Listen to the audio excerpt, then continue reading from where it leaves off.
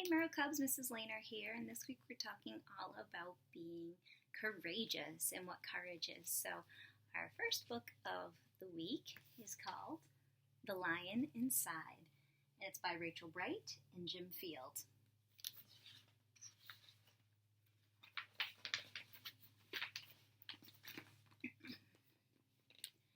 In a dry, dusty place where the sand sparkled gold stood a mighty flat rock, all craggy and old.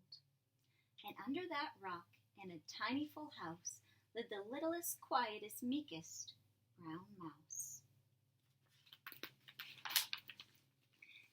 He was so very tiny, so incredibly small, that nobody noticed him ever at all. He got stepped on and sat on. He missed out on stuff, ignored and forgotten. His mouse life was tough. Meanwhile, far above, on top of the rock, times were quite different. It was Lion o'clock. This huge, toothy creature made sure everyone saw how important he was by how loud he could roar. He was head of the pack. He was shouty and proud. He loved flexing his biceps and wowing the crowd. Yes, all were impressed by this mighty King Cat. If only, thought Mouse, I could be more like that. Then late one dark night, in his tiny mouse bed, the cleverest thought popped into his head. He leaped up in the darkness and held up a paw. I've got it, he said. What I need is a roar. I mean, what if this mouse, with the weakest, weeniest squeak, were a little more grr and a little less meek? Well, he'd still be the smallest of the fuzzy brown mice, but he'd make friends and join in, and life would be nice. Yes, thought the mouse, I must find out how. I will learn how to roar, and I will learn it now. But it wouldn't be easy. There was only one beast who could teach him this thing, but might make him a feast. It was time to be strong, take a chance. After all, forever was such a long time to feel so small. So he made himself brave, and he thought like a winner. He set off for the top, hoping not to be dinner. It felt like the scariest thing he could do, but if you want things to change, you first have to change you.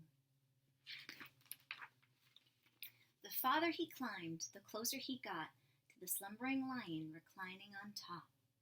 Then at last, as he stood on his tippity toes, he found himself suddenly nose to nose. Ahem, pardon me. Wake up, Mr. Lion, you've got company. Squeak, Mr. Lion, what I've come to you for is squeak. Do you think you could teach me to roar?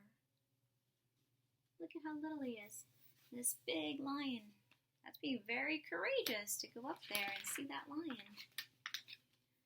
A silence befell that twinkling plain. Lion opened his eyes and puffed out his mane. Time went so slowly, it felt like a week. Then he opened his mouth and let out a eek. Uh-oh, is he afraid of the mouse? The tiny little mouse, this big guy? Then the lion curled up in a terrified ball. He didn't like this, not one bit at all. Don't hurt me, he whimpered. Oh, try to be nice. Well, this mighty great lion was frightened of mice. Don't worry, Mouse peeped. I'm here as a friend. Let's hang out together. Be pals to the end. That was a magical moment for sure, when the mouse didn't feel at all small anymore. He had found his true voice and learned to speak out, and for that you don't need to roar or to shout. And from that day and always, the two were a pair. They both looked like that rock better now that the rock was to share. The mouse, while still little, felt big in his head, and Lion, he still roared, but with laughter instead. Yes, that day they both learned that no matter your size, we all have a mouse and a lion inside. So this is a cute little story about how you can tackle your fears, you can be courageous and be brave and face the things that scare you, and you might find out that it wasn't anything to be scared about at all in the first place. We all have a choice to make every day. We can be the little scaredy mouse, we can be the big brave lion, and they can take turns, right? Sometimes we're feeling pretty brave and strong, and sometimes we're feeling kind of small and weak. We don't have to stay that way forever.